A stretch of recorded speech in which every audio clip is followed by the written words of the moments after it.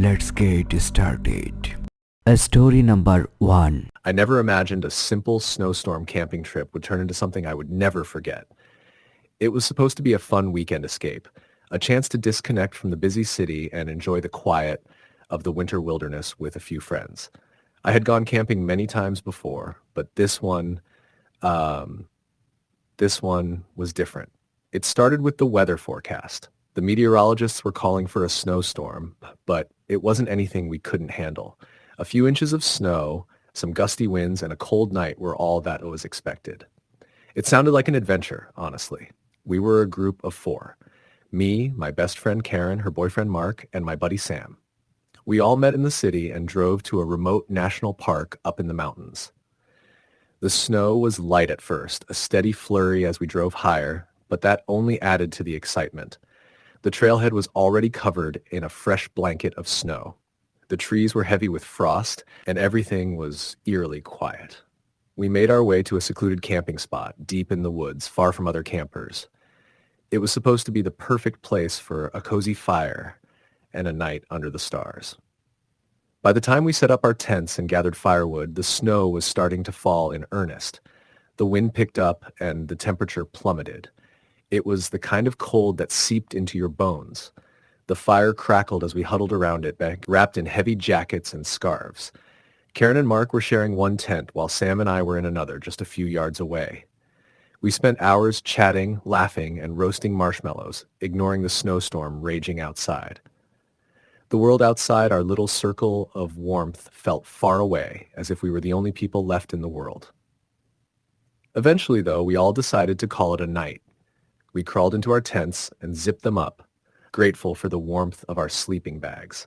The wind howled outside, shaking the trees and causing the snow to swirl around in the darkness. I had just started to drift off when I heard something. A soft sound, almost like a tap. It was faint at first, and I wasn't sure if I was imagining it. But then I heard it again. Tap, tap, tap. I held my breath, straining to hear. It came from the direction of Karen and Mark's tent. I figured maybe it was just the wind or a branch brushing against their tent, but it didn't sound like that. The tapping was deliberate, slow, almost rhythmic. I waited, hoping it was just my imagination playing tricks on me in the dark, but then I heard it again. Tap, tap, tap. I poked my head out of the tent, trying to peer into the snowstorm. There was nothing to see but the swirling snow and the faint outline of the trees. I was about to crawl back into my sleeping bag when I heard it again, this time much closer. Tap, tap, tap. My heart started pounding in my chest. I looked toward Karen and Mark's tent. The tapping was coming from the other side of their tent now, like someone was gently knocking on it.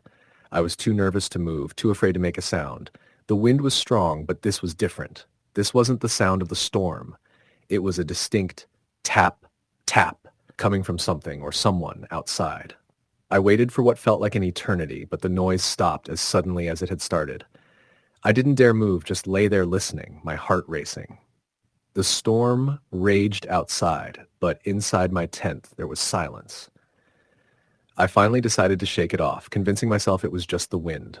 After all, I'd heard stories about how the snow and wind could play tricks on your mind when you're alone in the wilderness. But sleep wouldn't come. Every few minutes I would hear the sound again, faint at first, then louder, as though whatever was out there was moving closer to my tent. Tap, tap, tap. I couldn't take it anymore. I unzipped the tent slowly, trying not to make a sound. I wanted to look outside to see if there was some logical explanation for what was happening. But when I poked my head out, all I saw was the swirling snowstorm and the faint glow of the campfire in the distance. There was no one there. I quickly retreated into my tent, breathing heavily. I tried to convince myself it was just the wind, just the trees swaying, the snow shifting around. But deep down, I knew it wasn't. The tapping had felt too deliberate, too intentional. And now the feeling of being watched, of something lurking in the storm, was overwhelming. I lay there for hours, wide awake, listening to the howling wind and the occasional soft tapping. I wanted to shout out to my friends, but I didn't want to look foolish. What if I was just being paranoid? But I couldn't shake the feeling that something was wrong. Finally, I heard footsteps crunching in the snow, slow and deliberate, coming from the direction of Karen and Mark's tent. I couldn't just lie there anymore. I crawled out of my tent as quietly as I could and stumbled toward theirs. My breath was coming in ragged gasps, and my heart was hammering in my chest. I reached their tent, and for a moment I stood there, frozen. I didn't know if I should wake them up or if I should just turn back. But before I could decide, the tent flap opened and Karen poked her head out. "Are you okay?" she asked, her voice groggy. "Karen, I heard something," I said, my voice barely above a whisper. "There was tapping on the tent and footsteps. I don't know what it was." She frowned, clearly confused. "It's probably just the wind or something, Jess. We're fine. Go back to bed." I wanted to believe her. I really did. But something in the pit of my stomach told me that wasn't the case. Karen looked back into the tent at Mark, who was still asleep. She yawned and closed the flap, and I reluctantly returned to my tent. The rest of the night passed in fits of restless sleep. I kept hearing the tapping, always faint, always coming from somewhere close by. But each time I peeked out of my tent, there was nothing to see. No footprints in the snow. No sign of anyone or anything that could be making the noise. Morning finally came, and the snowstorm had passed. The wind had died down, and the sky was a pale, overcast gray. We all got up, groggy and tired, to make breakfast. The world outside was peaceful, serene, covered in a blanket of fresh snow. But something was still bothering me. As we packed up to leave, I noticed something odd. The snow around our campsite was pristine. No animal tracks, no signs of human footprints. The ground around Karen and Mark's tent was undisturbed, yet they had both been inside the whole night. I bent down to examine the area more closely. That's when I saw it. Fresh footprints leading away from their tent, disappearing into the trees. But the strange thing was, the footprints were small, almost childlike, as if someone had been walking barefoot through the snow. The prints stopped abruptly in the middle of the woods, with no other tracks beyond them. I called the others over, my voice trembling. But when they looked, they saw nothing out of the ordinary.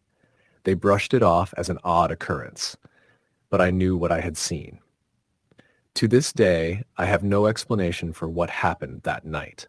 We left the campsite without another incident, but I couldn't shake the feeling that something had been there with us, something that I didn't want to understand. The Snowstorm camping trip was supposed to be a fun weekend in the wilderness, but instead, it became an experience I'll never forget, one I'd rather not repeat. Story the end. Story number 2. It was supposed to be a fun winter camping trip, a chance to escape the daily grind and enjoy the serene beauty of nature. My friends and I had planned it for weeks, excited to hike through the snow-covered trails, warm up by a campfire, and sleep under the stars. But things didn't go as planned. We drove out to the mountains late in the afternoon. The weather forecast had predicted a light snowstorm, but nothing we thought would interfere with our plans. The drive up was uneventful, and by the time we arrived at our campsite, the snow was falling gently from the sky, covering everything in a soft white blanket. We were the only ones there, which made the whole experience feel even more isolated. We set up our tents near a small clearing in the woods, far from the nearest cabin or ranger station. The snowstorm had picked up a bit, but nothing too extreme. By the time the sun dipped below the horizon, we had a roaring fire going and everyone was gathered around, roasting marshmallows and telling jokes. The storm continued through the evening, turning from a gentle snowfall to a fierce blizzard, the wind howling through the trees. The temperature dropped quickly, and the chill in the air made us all huddle closer to the fire. We tried to ignore the way the storm seemed to get louder as the night wore on, like something was pushing harder against the walls of our tents. At some point, we all decided it was time to call it a night. We made our way back to our tents, zipping them up tight against the wind. The sound of the storm outside was deafening, the wind so fierce it shook the fabric of the tents. But we were warm inside, the sleeping bags providing just enough comfort to get some sleep. That's when the first strange thing happened. I woke up in the middle of the night to an eerie silence. The wind had stopped, and the snow was no longer pounding against the tent. It was unnaturally quiet, almost as if the world had frozen in place. I lay still for a moment, listening, but all I could hear was my own heartbeat and the soft rustling of the snow outside. Something about that stillness felt wrong. I tried to ignore it, convincing myself it was just the storm passing through, but then I heard it, a soft tapping on the side of my tent. I froze, my heart racing in my chest. It was a slow, deliberate tap, almost like someone was knocking. But there was no way anyone would be out there in this storm. I listened again, but the tapping stopped. For a moment, I wondered if I had imagined it. But then it came again. Tap, tap, tap. I had to check. I wasn't sure why, but I needed to know what was going on. Slowly, I unzipped the flap of my tent and poked my head out. The snow had stopped falling, but the air was still unnaturally cold, and the world around me was coated in a thick layer of white. The storm had stopped completely, leaving the world eerily silent. There was no one around, no footprints in the snow, no sign of movement anywhere. I checked the other tents. They were all quiet, the only sounds coming from the occasional rustling of fabric as the wind caught in the trees. I didn't want to wake anyone up over something so small, so I climbed back into my sleeping bag and tried to sleep, though the unease stayed with me. The next morning, when the sun finally broke through the clouds, we got up and started our day. The snowstorm had cleared, leaving behind a pristine winter landscape. Everything was covered in a thick, untouched layer of snow, and the air was so still it almost felt like the world was holding its breath. We sat down to eat breakfast, but I couldn't shake the feeling that something was wrong. The campsite was too quiet, too empty. The wind had completely died down, and all I could hear was the crunching of snow beneath our boots. It was then that one of my friends, John, noticed something strange. There were footprints in the snow leading up to the edge of our campsite, and they seemed to appear out of nowhere. The tracks were fresh, but there were no signs of anyone who had walked through the snow. They were small, almost delicate footprints, and they seemed to lead to the edge of the forest. We followed the tracks, but they didn't lead anywhere. They just stopped at the edge of the trees, disappearing as though whoever had made them had vanished into thin air. We shrugged it off, thinking it was just an animal or something. Maybe a deer or a fox had wandered through. But something about the way the footprints ended so abruptly made me uneasy. They didn't feel natural. That night, the storm returned, fiercer than before. The wind howled through the trees, and the snow fell in thick, heavy sheets, covering everything in a deep white blanket. We huddled together around the fire, trying to stay warm, but even the fire couldn't chase away the cold that seemed to settle in my bones. The storm felt different this time, like it wasn't just the weather anymore. It felt intentional. We all went to bed early that night, seeking warmth in our sleeping bags. But once again, I woke up in the middle of the night to the same silence. The wind had stopped, the snow had stopped, everything had stopped, and then the tapping returned. It was softer this time, but it was there, just outside my tent. Tap, tap, tap. My heart started to race again. I sat up in my sleeping bag, straining to listen. I didn't want to be the one to check it out, but I couldn't shake the feeling that something was out there. I unzipped the flap of my tent again and peered into the night. The snow was still falling, but there was no one in sight.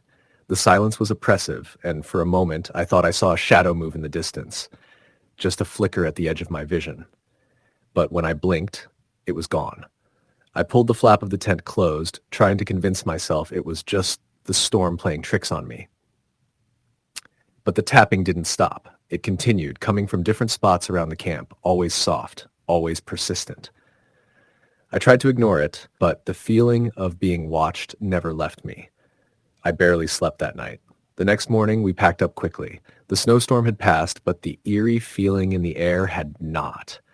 We were all on edge, and none of us wanted to stick around to find out what was causing the tapping noises. We made our way back to the car, trying not to look behind us. But as we walked away from the campsite, I couldn't shake the feeling that something was following us. The snow had covered the tracks we had left behind, but I could swear I saw fresh footprints trailing behind us, as if someone or something had been walking right behind us the entire time. When we finally made it to the car and drove away from the campsite, I looked back one last time. The snow was falling again, covering the landscape in a quiet, empty white. The campsite was hidden from view, but I couldn't shake the feeling that someone or something was still out there, watching us. I don't know what we encountered that weekend, but I know it wasn't just a snowstorm. Whatever was out there knocking on our tents in the dead of night was something I can't explain, and I don't think I'll ever go camping in the snow again. Story, the end. Story number 3. It was supposed to be the perfect camping trip, a weekend getaway in the mountains, far away from the chaos of everyday life. My friends and I had been planning it for months. We'd been looking forward to the adventure, hiking, campfires, stargazing, and the kind of relaxation you can only get from being in nature. We rented a cabin at a small campsite tucked into the forest, not far from a popular hiking trail.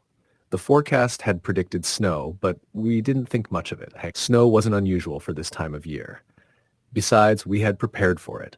We brought heavy-duty tents, warm sleeping bags, and plenty of gear to handle the cold. There was no reason to expect anything out of the ordinary.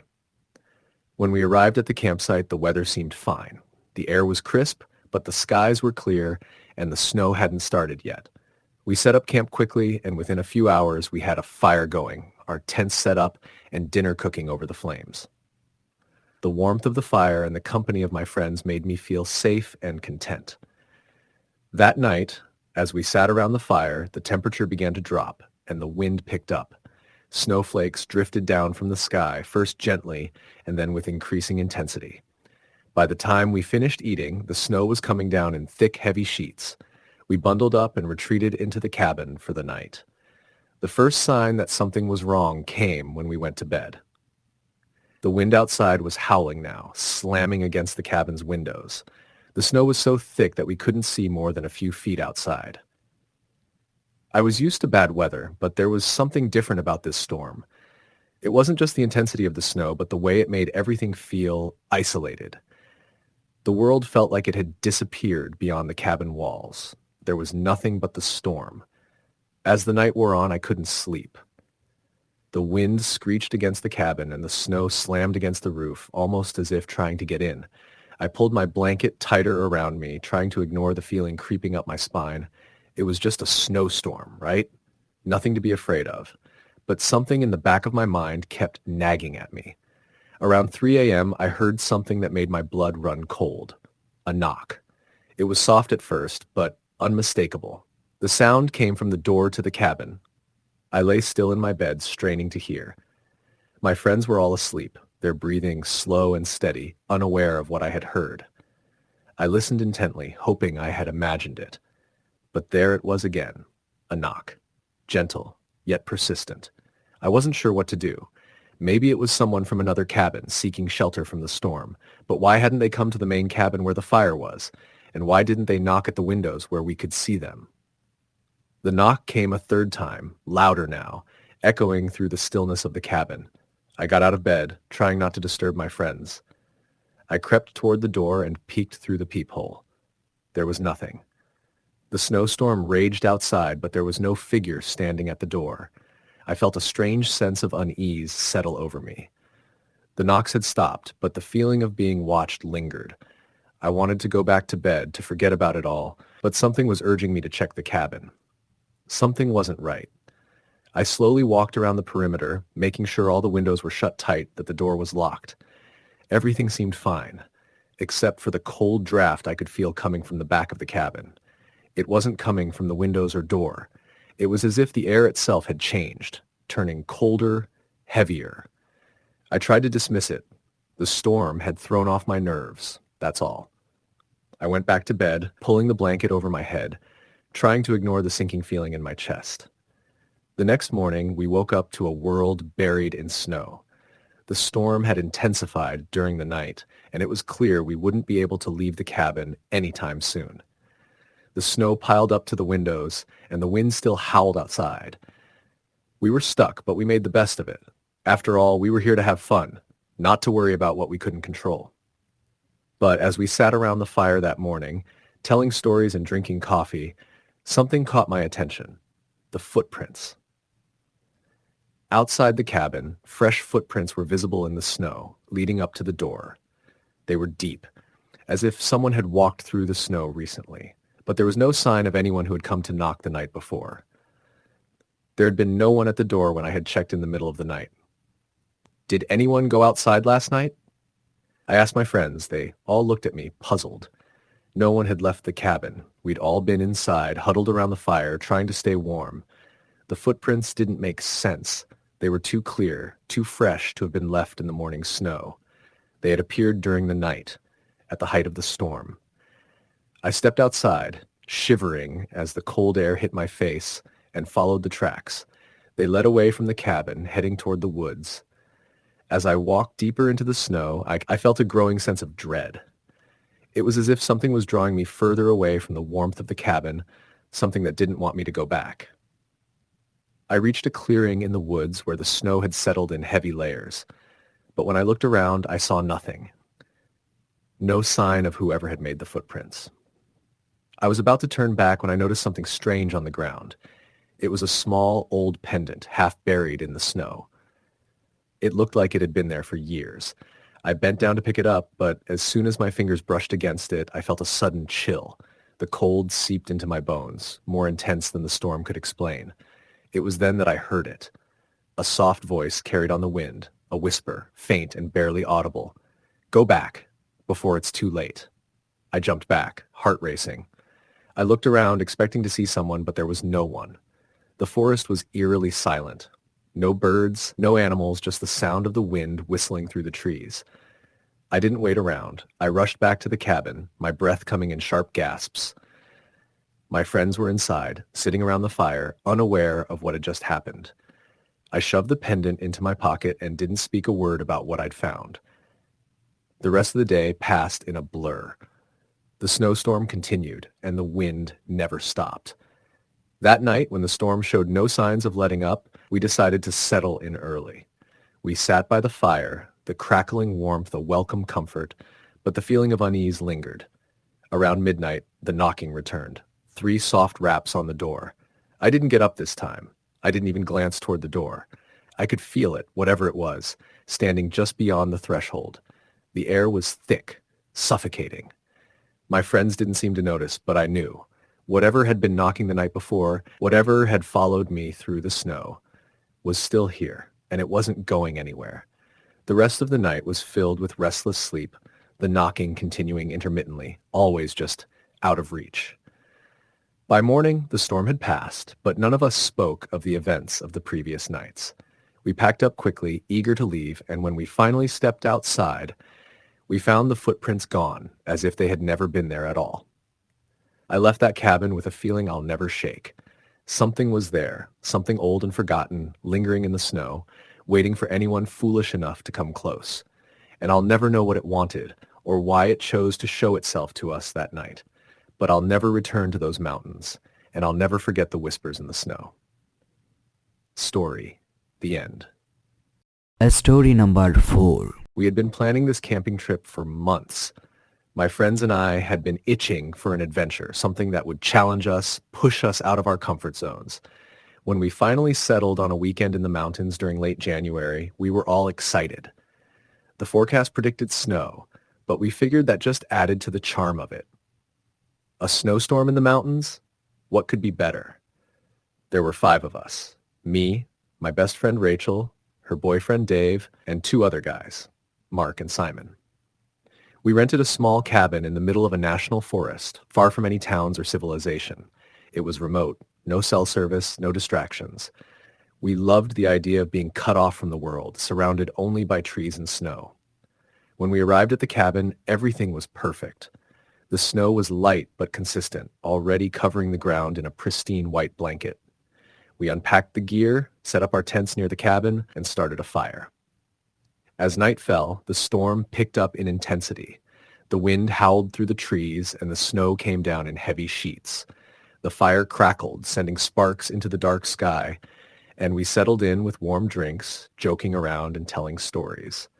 By the time we were ready to turn in for the night, the storm had escalated. The wind was relentless, rattling the cabin windows and causing the trees to groan in the wind. We had our tents set up around the cabin, and as we all retreated to our separate sleeping bags, the storm continued to rage outside. At first, everything felt peaceful. I lay there warm and comfortable, listening to the wind as it picked up, its howling filling the air. But then, just as I was starting to drift off, I heard something. A tapping. At first, I thought it was the wind. branches knocking against the tent, the sound of the storm. But the tapping continued. Soft, deliberate, like someone was knocking on my tent. I froze, unsure of what to do. It couldn't be one of my friends, right? I glanced over at Rachel's tent. She was fast asleep. I couldn't see anyone moving around. The storm outside had become louder, but this noise was different. It was closer. Tap, tap, tap. I convinced myself it was just the storm. The wind could play tricks on your mind, right? I pulled my sleeping bag tighter around me, trying to ignore the noise. But as I tried to fall back asleep, the tapping came again, louder this time. It was coming from the back of my tent, near the flap. I got up slowly, heart pounding, and unzipped the tent. The snowstorm had created a complete whiteout, and I couldn't see more than a few feet outside. The howling wind made it impossible to hear anything except for the storm. I stood there for a moment, listening. The noise had stopped. The snow was falling steadily, and everything felt eerily quiet. I stepped outside, hoping to clear my head, but I felt something I couldn't explain. A strange, oppressive feeling hung in the air, heavy with something I couldn't name. I looked around, expecting to see something or someone, but there was nothing. Just the swirling snow, the dark forest, and the relentless wind. I returned to my tent, trying to shake the unease, but I couldn't stop thinking about the tapping. I tried to sleep, but the cold and the unsettling silence outside kept me awake for what felt like hours. Eventually I drifted off, but it wasn't a restful sleep. The storm outside only seemed to intensify. The next morning, I woke up to a new layer of snow, the world outside still covered in white. I could hear my friends stirring in their tents, and when I stepped outside, the cold hit me instantly. The air was sharp, biting, but the storm had finally subsided. I looked around at the snow-covered landscape, feeling a strange sense of peace. But then I noticed something strange. Tracks. Fresh footprints in the snow leading up to the cabin. It was impossible. We had all been in our tents since the night before. No one had left. And yet there were clear footprints in the snow, heading from the woods toward the cabin. I called over to the others. "Hey, did anyone go outside last night?" I asked, trying to sound casual. No one had. We all had stayed in, huddled up in our sleeping bags, trying to sleep through the storm. Mark and Simon came out to take a look at the tracks. We all followed the trail, but it stopped abruptly at the edge of the woods. No other footprints, no sign of anyone walking through the trees. The tracks just disappeared.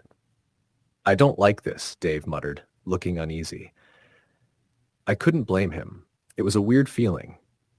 The kind of feeling you get when you know something's wrong but can't put your finger on it. We decided to ignore it. Maybe it was an animal, or maybe someone had been walking in the storm, and we just hadn't heard them. But the oddness of it lingered in the back of my mind. That night, we decided to stay inside the cabin to avoid the cold. The storm had picked up again, more intense than before. The snow was coming down thick and fast. We sat around the cabin telling stories and drinking hot cocoa, trying to make the best of it. But there was something about the way the storm howled outside that unsettled me. It felt like it was trying to tell us something. Around midnight, when the wind seemed to howl the loudest, the knocking came again. Tap, tap, tap. I froze. The others didn't seem to notice at first. I couldn't help it. I shot up from my seat and rushed to the window, peering out into the storm. Nothing. There was no one there. The tapping continued, though, now coming from all sides of the cabin. It sounded like it was coming from the door, the windows, even the roof. It was soft but deliberate. We all stood in the middle of the cabin, staring at the door, frozen in fear. It didn't make sense. We were the only ones here, or so we thought. Who could be out there in this storm? "Maybe it's just the wind," Rachel said, her voice shaky. But even she didn't sound convinced. The tapping grew louder. The wind howled even stronger now, rattling the windows. But through the wind, the sound of knocking was unmistakable, as if something or someone was out there trying to get in. Mark grabbed the flashlight and headed to the door. He hesitated for a moment before slowly opening it. The cold hit us instantly, and the light from the flashlight illuminated the snow-covered ground outside. There was nothing. I stepped outside, heart pounding. The snowstorm had intensified again, the wind pushing against me with violent force. I couldn't see more than a few feet ahead of me. I called out, "Hello? Is someone out here?" My voice sounded small and insignificant against the storm's roar. No answer. The wind howled, but there was no reply. I turned back to the cabin, feeling a chill crawl up my spine. As I did, I saw something that made my stomach drop.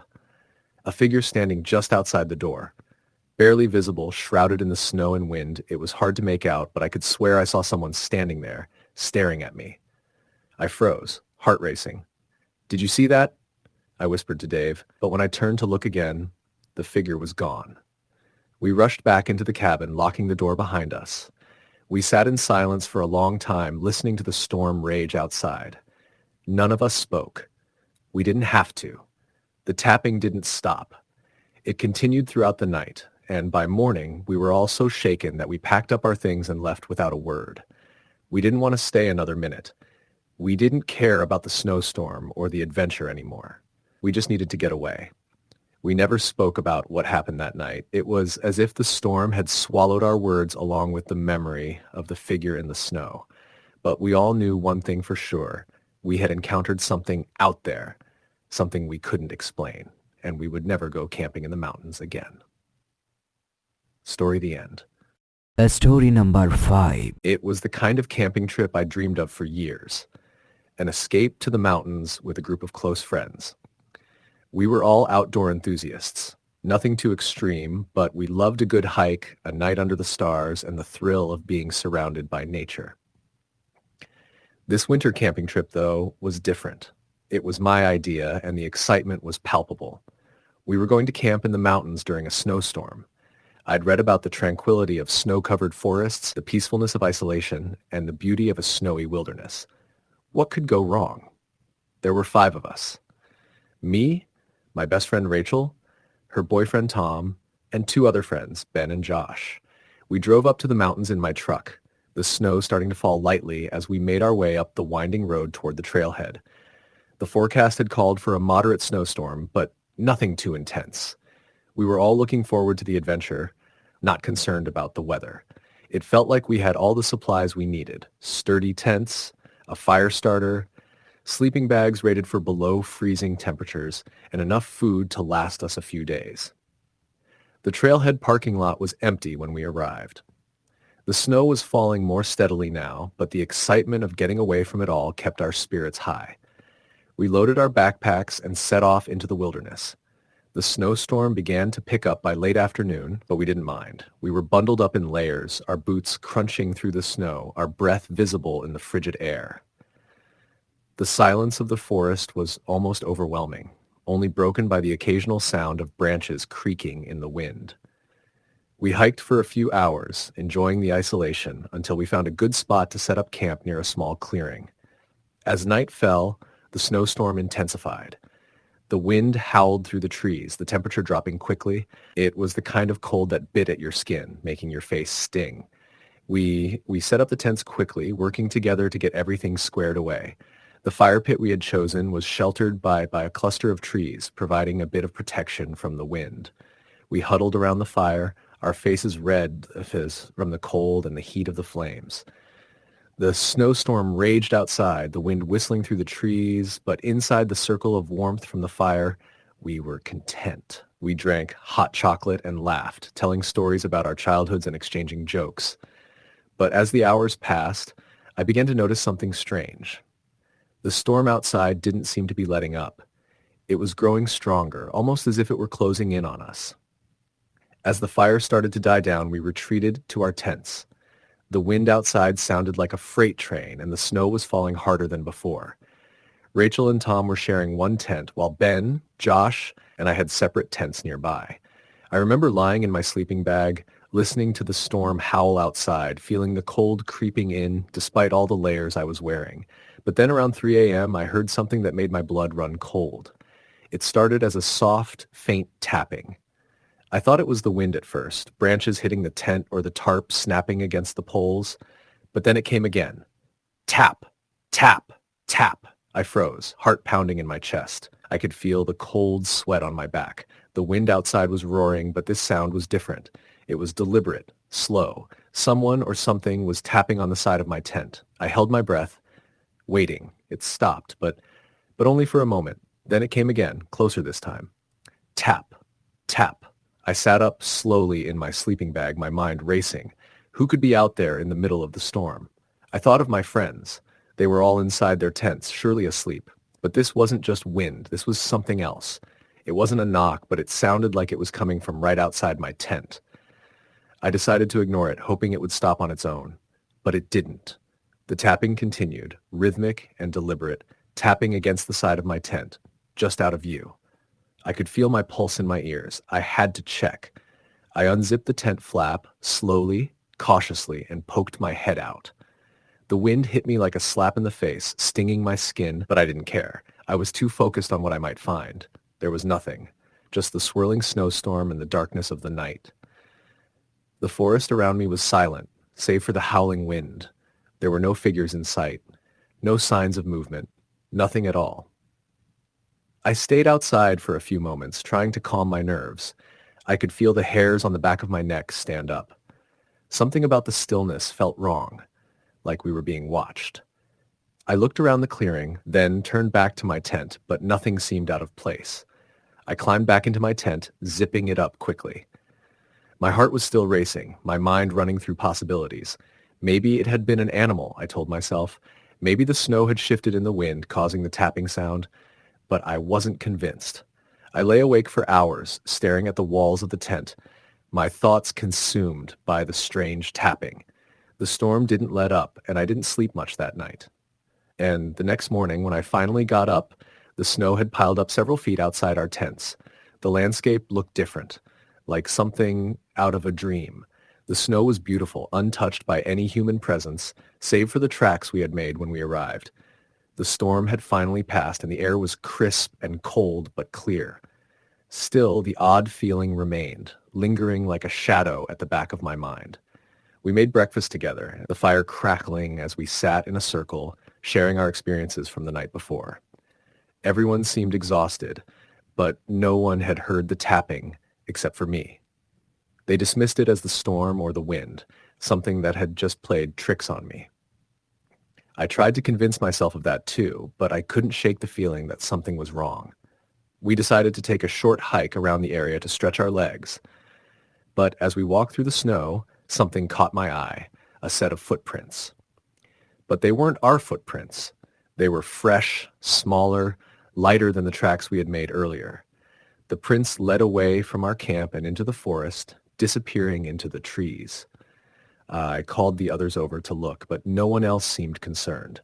They thought it was just an animal or someone else who had been hiking in the area. We finished our hike and returned to camp, but the strange feeling lingered. That night, as we sat around the fire again, something felt different. The wind had died down, but the silence was oppressive. It was as if the forest was holding its breath. We all tried to ignore it, laughing, talking about random things, but it was hard to shake the feeling that we weren't alone. I was the first to retire to my tent that night. I crawled into my sleeping bag, trying to shake off the unease. I thought I might be overthinking things, letting my mind play tricks on me. But as I lay there listening to the wind rustle the trees, I heard the tapping again. Tap, tap, tap. This time it was closer. My heart skipped a beat and I froze, too terrified to move. I knew I had to check, but I couldn't bring myself to unzip the tent. The tapping continued, relentless, until it suddenly stopped. I never did find out what caused the tapping. The rest of the trip passed without incident, but the unease never fully left me. The strange footprints in the snow, the tapping that no one else had heard, it haunted me long after we left the mountains. When I look back on that trip, I wonder if we were just victims of our own imaginations, or if something truly was out there with us. But I know one thing for sure, I've never gone camping in a snowstorm again. Story, the end.